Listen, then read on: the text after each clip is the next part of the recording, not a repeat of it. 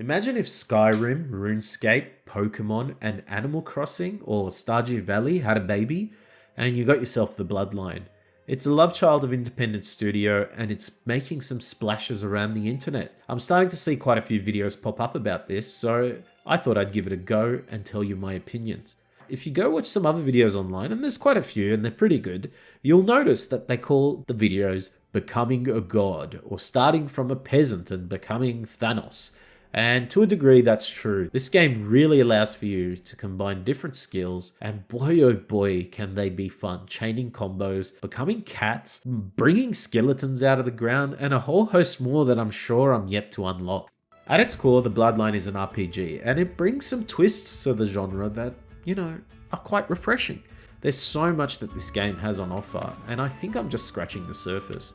With my limited playtime so far, and I have played a bit compared to maybe some other people that buy games on Steam, I would say that this game has a lot on offer, and I'm sure that as I progress through and do more quests and move out of my humble abode and my humble area, I'm going to find a lot more in the map that's going to surprise me. My view on this game is simple. Let it take you on the journey. It allows for you to really rekindle with that feeling of playing an RPG that didn't hold your hand, and I love games like that. I loved that I would just found out that pressing F was a grapple hook and it allowed for me to be basically fucking Spider-Man across the map. I loved the fact that I've had to figure out how the skill trees worked, and leveling up wasn't just about strength, stamina, and mana. I love all of it, and it's fun.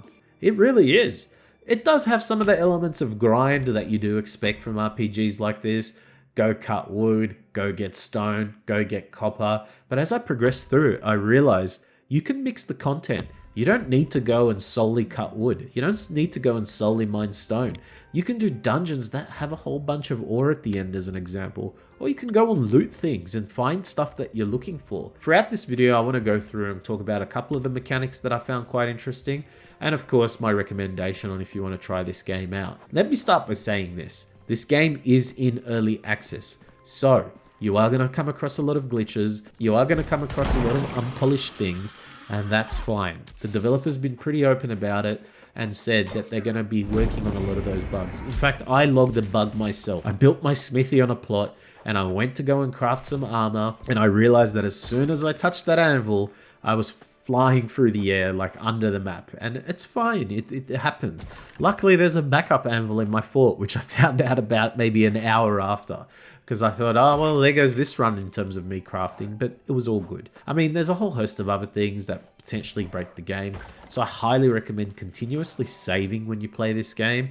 There's areas where the game crashed and I came back and maybe lost 15 minutes of progress. And if you're okay to accept that, and if you're actually okay to play a game that is in early access, then that's fine. As I said, the developer is quite active on the Discord and talks to their community quite often and takes all of these things and tries to fix them in the long run. They even did a damn Christmas update, even though I haven't found that content yet. Outside of that, here's some of the top mechanics in this game that I found have been interesting. First one is around potion crafting. Now, potion crafting in most games is a bit of a hand-holded exercise, apart from maybe some of the newer AAA titles that are starting to rediscover the whole find your own way through this mess sort of thing. Potion crafting in the Bloodline allows for you to basically make whatever you want. You can triple stack mushrooms as an example and get the same effect 3 times. You can mix and match, so you can get, for example, more foraging XP mushroom, then you can get an additional mushroom that gives you larger areas of foraging, so you can forage like 5 things at once, and then God knows what else. Maybe speed, so you can run between mushrooms faster. As I was going through, I noticed a little button next to the ingredients, and I realized there's actually 4 different ways to brew the potions as well. So depending on what sort of element you're using while brewing the potion, you get different effects, and my mind was blown. I didn't realize that amount of little detail went into something as simple as a crafting table. Of course, outside of that, you've got your more traditional things like cooking, smithing, smelting, and almost everything you get a level in. What I would love to see is what level I'm up to in most of these things. It's probably somewhere in the UI. Again, the game doesn't handhold you, but if it isn't, or at least if it's more visible when you're doing the activity, that would be appreciated.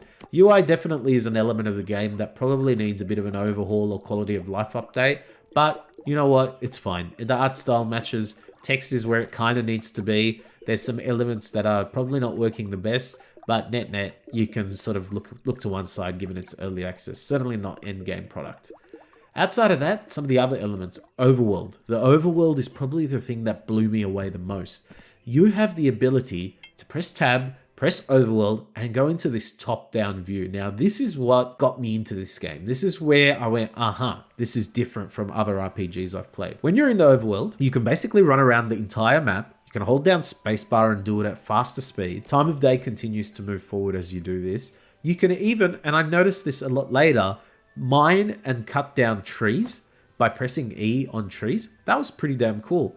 And as you're running around, mobs spawn and chase you around the overworld, or you run into different things like a mining camp or a woodcutting hotspot, and you're able to go in and do those activities. Now, when you press E on those activities, it's instance-based. So there's a certain amount of area that you can run around and do the activity that you sort of stop there for. But outside of that, you have to leave the instance.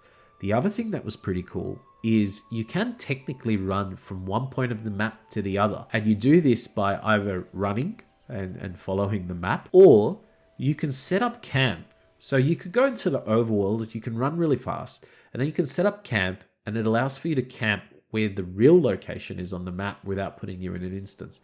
So there's a bit of a dichotomy there. There's two different activities that you can do.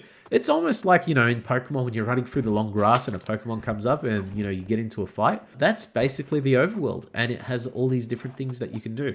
I found that really cool. And to get to major landmarks, you use the overworld essentially. And if you have landmarks that are more enemy-based or dungeon-based, you set up camp there.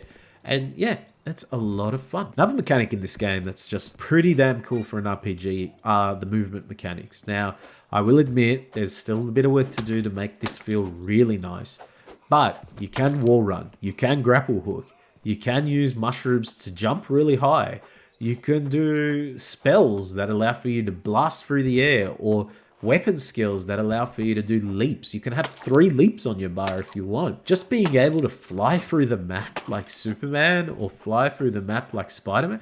Man, RPGs need this. Movement mechanics are so underrated. You can even ride on a horse, jump off the horse, grappling hook onto something, and then fly across the map and hit something with your sword. That is fun.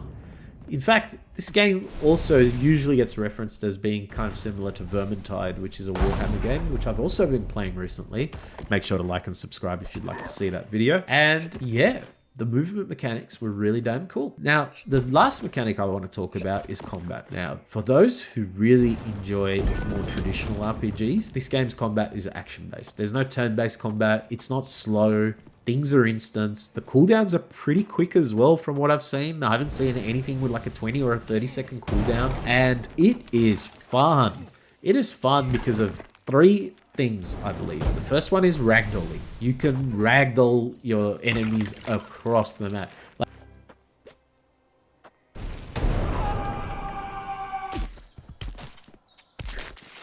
I'm talking making them fly. I think I've seen some people talking about being able to make enemies fly to the moon, and I wouldn't be surprised. In fact, when you die, there's even a ragdolling level, so I'm wondering if the more ragdolling level you have, the further you fly away, or if that's just the meme that the developers left in there, because technically you just reload back to your last save if you die. Ragdolling and the combat mechanics really are fun, and when they're polished, I think they're going to be even better. I haven't seen all of the skills, but that was my second thing that I was going to talk about, which was skills. Skills in this game are crazy. I mean, I found a book in a tower, and I found a skill in there that turned me into a cat that basically allowed for me to fall from high places without dying and gave me super speed to run through the map. What? And that's one of 100 skills, one of 1,000. I don't know how many skills there are, but the combinations alone should be in the thousands. Yeah, amazing, amazing. The time and effort put into making these skills, and it looks like they're constantly expanding on them, is probably what's going to make this game the most fun. And then last but not least, things like dungeons and things like instances where combat is key. It's not just combat and looting. There's probably activities. I haven't seen a lot more than the couple I did in the beginning.